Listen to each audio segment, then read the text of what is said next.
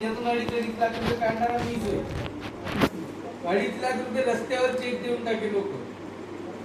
काय म्हणतात लोक काही करते ते पैसे देते 100%. लक्षात आलं पाहिजे. समजलं ना. त्याला समजवण्याची आपल्यामध्ये टॅक्ट आहे. आपण जर समजून सांगितलं तर 2.5 लाख रुपये मी एक आयडी माझी 2.5 लाखाची होती. लोक देऊन टाकते पण कस्टमर सॅटिस्फाईड करून नाही. कंपनी जर आउट राहिली कंपनी समजून पाहिजे. समजलं. इथं दोन्ही गोष्टी भेटत आहे. तुम्हाला कस्टमर सॅटिस्फाईड प्रोडक्ट आहे. ज्या व्यक्तीला तुम्ही प्रोडक्ट देताय तो समाधानी आहे. समाधानी हा तो तुमच्या सोबत येऊन काम करो अन्यथा ना करो तो तुमचं प्रोडक्ट खाल्ला विषय संपला. समजलं ना. काम केलं तर त्याला पैसे भेटत. ठीक आहे. त्याच्यानंतर जो व्यक्ती वर्किंग करत आहे आज जर विचार केला तर कंपन्या अनेक आहेत मार्केटमध्ये. टॉप लेवलच्या कंपन्या आहेत. समजलं. लोक सर्टिफिकेट दाखवून पैसे काढत आहेत काय. आणि काही लोकांनी जर विचारलं ना तर हे आमचं ब्रँड आहे. तुझा ब्रँड असून काही आहे त्यांना त्याचा ब्रँड आहे. अकाउंटले पैसे कोणाच्या आले त्यांच्यात आले तुझ्या का का म्हणत. मोस्ट इम्पॉर्टंट गोष्ट कोणती आहे का तुमच्या अकाउंटले पैसे किती येतात ते आपल्याला बघायचं. काय म्हणत. आता विचारलं गेला तर पाटील साहेबांचा जर विचार केला सर किती येत आहे तुम्ही इंडस्ट्रीमध्ये काम करत. 1-1.5 महिना. किती 1.5 महिना. पेआउट किती निघला आतापर्यंत. 50,000च्या जवळ. 1.5 महिना हा पहिला ग्रोथ घ्यायला लागला. कोणताही धंदा स्टार्टअप केल्यानंतर डायरेक्टली 50,000 देत नाही पण हा धंदा 50,000 दिला. आणि हाच जर धंदा आता ग्रोथ घेतला देईल 1.5 महिन्यात एक त्यांचं का बनवलं मार्केट बनवलं. मान्य करता. 1.5 महिन्यात आता ग्रोथ घेऊन आहे. सेकंड महिन्याचा पेआउट किती निघेल त्याला बोलवा. हो समजलं का. सेकंड महिन्याचा पेआउट का मारा डबल होईल.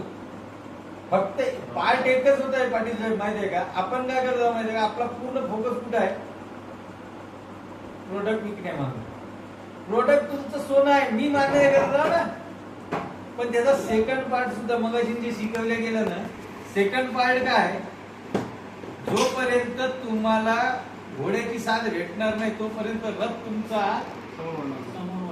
काय म्हणतो त्याच्यासाठी मॅक्झिमम 3 घोडे तरी तुम्हाला लागणार आहे. तसं तर 7 घोड्याची ही पद्धत आहे. मान्य करता ना. 7 घोडे तुमच्या रथाने पाहिजे म्हणजे पाहिजे का कमीत कमी 3 तरी पाहिजे. आता आम्ही न्यू जॉईन केला तर आम्हाला सुद्धा कोण तकलीफ द्यायला ना तकलीफ काहीच जात नाही. सिंपल वे आहे.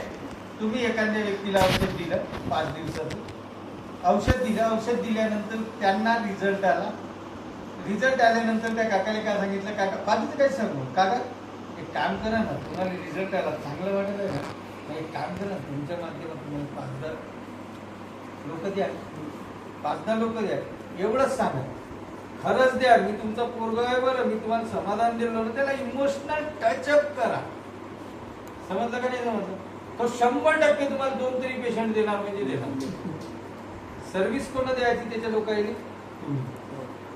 ज्या वेळेत त्याची इनकॅशमेंट होते त्या व्यक्तीची त्यांना सोबत घेऊन जायचं. आता सपोज तुम्ही एखाद्या व्यक्तीकडे गेले त्याला त्याच्या 2 पेशंटवर तुम्ही हे केलं फोकस केलं त्याचे 2 पेशंट एंटर केले किती रुपयाने विकले स्टार्टिंग किती रुपयाने देतात 5,000 किती 1000 देतात. मान्य करता ना. 5 दिवसाचे 1000 2 पेशंटले तुम्ही 1000 त्याच्यातले 400 काढायचे 400 कोणाच्या हातात द्यायचे. समजलं का नाही समजलं धंदा कसा वाढणार. आता मला हे सांगा 15 मिनिटाची गोष्ट झाली तुम्ही हे दिले 15 मिनिटात त्याने किती रुपये कमवले. लोक दिवसभर 400 नाही कमवतो म्हणजे त्याच्या माइंड मध्ये काय झाला साला खरंच पैसे येते. मग सांगायचं काका 1 बॉक्स जर विकला तर 1000 भेटतो 2 बॉक्स विकले तर 2000 भेटतो कंपनीकडून 500-2,500 रुपये भेटतो. सिंपली त्या व्यक्तीला धंद्यात एंटर करा. तो पैसे कोणाला नको करोडपती सुद्धा पैसे पाहिजे का समजता ना. तिथं लाख रुपये महिना कमवणारा व्यक्ती काम करत आहे ना. आजच पाहिलं तुम्ही आता काय गरज आहे म्हणजे काय करायचं काय अडचण नाही. 1 लाख हे व्यक्ती उभे आहे तुमच्यापाशी, रिटायरमेंट टीचर आहे, मान्य का सर? पोरं सेटअप आहे, सगळं आहे, पैसे आले, पेन्शन आहे, सगळ्या गोष्टी आहेत. काय गरज आहे या व्यक्तीला काम करायची मला हे सांगा बरं. अरे रिटायरमेंट लाईफ आहे ना, जीवन जगलं, सेटअप झालं, पोरं सेटअप झाले, सगळं झालं. का गरज आहे? पण करत आहे ना, गरज यांना आहे का तुम्हाला आहे? गरज यांना आहे का? हे सर रिटायरमेंट आहे. काकाचं वय किती आहे? 65 असेल. 75 आहे माझ्या काका होय. नाही, हे दोघे जण 75 75च आहे 75 आहे. हे काका होय.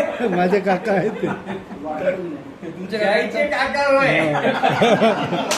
कोण म्हणणार तुमचे भाऊ हे भाऊ? उलट करायला लागलं काका आहे काका आहे जागा नाही का? हे का ना, देवेंद्र बसलं तरी चालतं काही नाही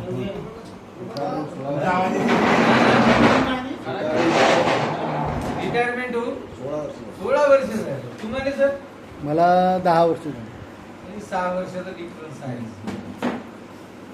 10 वर्षाचा.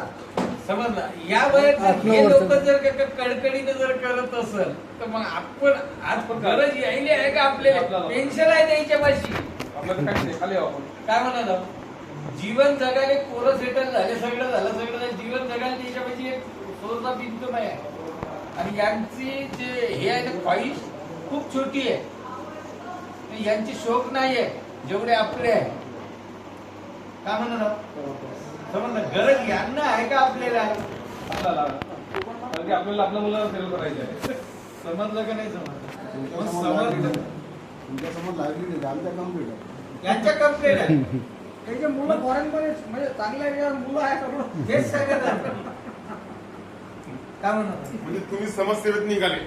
त्यांना राजी नाही. समाजसेवा कोण करते रे आता? काय म्हणत आहोत? कोणीच केलं नाही, मी करणार सुद्धा नाही सर. मी त्यांना दुसरा पैलू सांगितला का सर तुम्हाला याचं का करावं लागणार आहे? तुम्ही आज पैशासाठी नव्हे करू, तुम्ही स्वतःचं आयुष्य वाढवण्यासाठी काम करा. स्वतःचं आयुष्य कधी वाढू शकते? आता सपोज काकासारखे व्यक्ती भेटते, त्यांना हे सिंपल समजावून सांगा. रिटायरमेंट पर्सन त्यांची लाईफ काय होते? मार्केटशी कनेक्टिव्हिटी पूर्णपणे तुटली रिटायरमेंट झाल्याबरोबर. समजलं ना? त्यांना सिंपली समजावून सांगा का काका, ज्या वेळे रिटायरमेंट माणूस होते ना, एक सानिध्यात जर तुम्ही 1-1.5 वर्ष जर काढले तर तुमच्यावर बिमारी हवी होऊ शकते.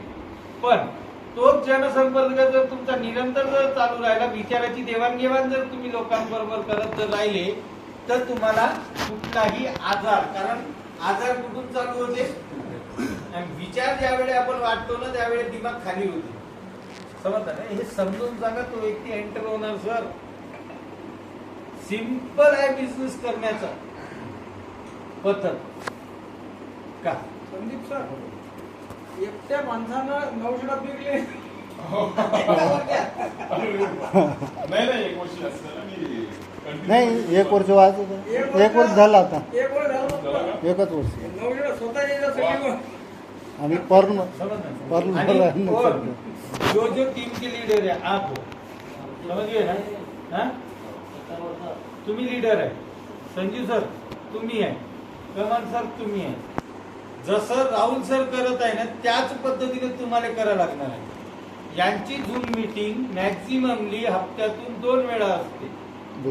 बुधवार शनिवार पहिल्या वेळेस सुरुवात त्यानं स्वतः केली. मॅक्झिमम 3-4 हप्ते काय केलं त्यानं 2-3 मिळून चढवकर सर, तिगलकर सर आणि ठोसर सर 3-4 हप्ते त्याने घेतले. आता काय करत आहे? प्रत्येक व्यक्तीला बोलण्याचं हे देत आहे. समजलं ना?